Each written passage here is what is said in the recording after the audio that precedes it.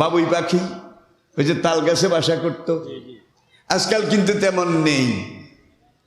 ওরা কোন পলিটিক্যাল ইনস্টিটিউটে পড়েছে, কোন ইঞ্জিনিয়ারিং কলেজে পড়েছে। ওরা যে গাছের পাতা ফেড়ে ফেড়ে চিড়ে চিড়ে এই বাসাগুলো বানায়। দেখা যায় ঝড়ে তাল গাছ উপড়ায় গেছে, ওরা গিট দিতে জানে না, শুধু এই পাতায় পাতায় প্যাঁচ এগুলো দিয়ে দিয়ে এক একটা বাসা তৈরি করে।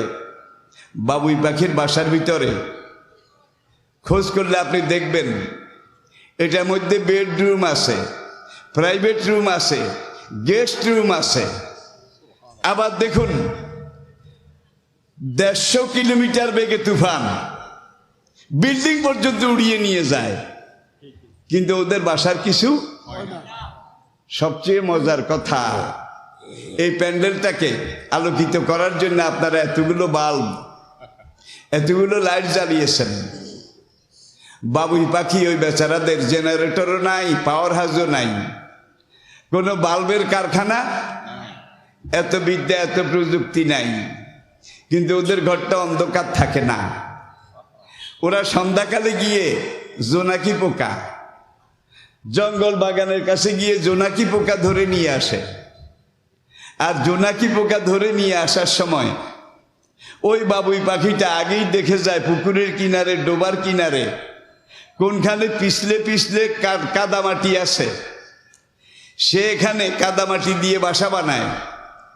বাবুই পাখির বাসার ভিতরের দিকটা কেটে যদি কোনো সময় দেখে থাকেন, আমি কিন্তু দেখেছি, দেখা যায় এক একটা বাসার ভিতরে 8টা থেকে 12টা মাটির ঢিবি আছে, মাটির ঢিবি। আর এগুলোর মধ্যে ছিদ্র ছিদ্র আছে, ছিদ্রগুলো এত ছোট, ছাকনির মতো, চালনির মতো। একটা ছিদ্র বড় রাখে। আজকে যে জোনাকি পোকাটাকে ধরে আনবে, নিচে একটা ছিদ্র রাখে বড়, আরগুলা ছোট ছোট, একই মেজারমেন্ট, একই মাপের, একই সাইজের। এই জোনাকি পোকাটাকে এই বড় ছিদ্রটা দিয়ে ঠোঁট দিয়ে ভিতরে ঢুকিয়ে দেয়। ভিতরে ঢুকিয়ে দিয়ে পায়ে করে যে কাদা মাটিটা এনেছে এই মাটিটা দিয়ে বড় ছিদ্রটা বন্ধ করে,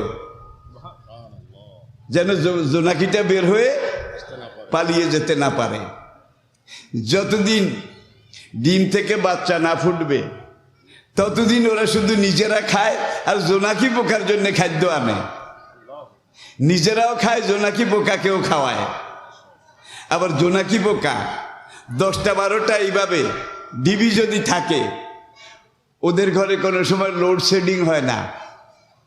কারণ 2টা যদি নিবে 4টা জ্বলে, 4টা নিবলে 5টা জ্বলে, কোনো লোডশেডিং নাই। এইভাবে তারা যখন বাচ্চা ম্যাচিউর হয়ে যায়, উঠতে শিখে, ওরা স্বামী স্ত্রী মিলে সিদ্ধান্ত নেয় আগামীকাল আমরা বাচ্চা নিয়ে চলে যাব। পরের দিন সকালে দেখা গেছে ওরা বাচ্চা নিয়ে বাসা ছেড়ে উড়ে যাওয়ার আগে তাদের ঠোঁট দিয়ে পাও দিয়ে ওই জোনাকির বাসাগুলোকে মাঝখান থেকে ঠোকরায় ঠোকরায় দরজাটা বড় করে দেয়, যাতে করে ওরা বাইর হয়ে চলে যেতে পারে। এইটা যদি না করে তাইলে ওরা ওখানে মারা পড়বে।